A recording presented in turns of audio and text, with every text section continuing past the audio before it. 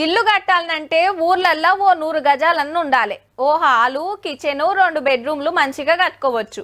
ఇంకా తక్కువ ఉందంటే ఓ సింగిల్ బెడ్రూమ్ వేసుకున్నా నడుస్తుంది.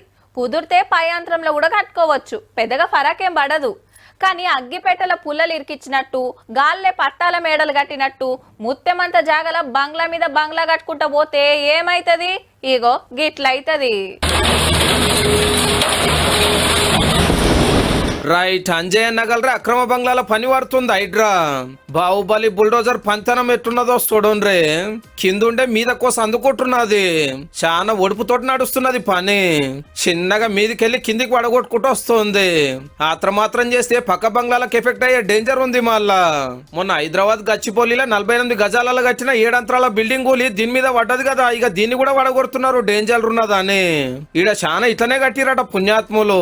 2 floors 3 floors బిల్డింగ్ సరిపడా ఫౌండేషన్ వేసి పైకి దాదాపు వీళ్ళు 8 అంతస్తులు 7 అంతస్తులు అట్లా వెళ్ళడం తోటి ఇవన్నీ కూడా చాలా డేంజరస్ గా ఉన్నాయి. హైడ్రా కమిషనర్ రంగనాథ్ సార్ వచ్చి అంతా చూసిండు. బండి మెసులుడే కష్టం ఉందిరా నాయన అంటే ఈ ముత్యమంతా జాగల 6-7 అంతరాలు లేపుడు హాస్టల్కి ఇచ్చోడు. ఇట్లా డేంజర్ ఉన్న బంగ్లాలు 8 ఉన్నాయని గుర్తుపట్టిర్రు. ఇంకా కూడా ఉన్నాయట. మేమేమన్నా చేస్తేనేమో పేదవాళ్ళవి మళ్ళీ 50 గజాల్లో 40 గజాల్లో కట్టుకున్న వాటిని కూలగొడతారు అని చెప్పి మాట్లాడతారు.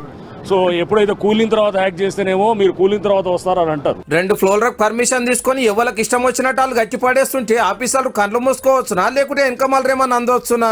ఎవరైతే అధికారులు వాళ్ళు నెగ్లిజెంట్ గా కానీ లేకపోతే పట్టించుకోకుండా ఉంటే కనుక ఆల్రెడీ ఒక టీపీఓని సస్పెండ్ చేయడం జరిగింది.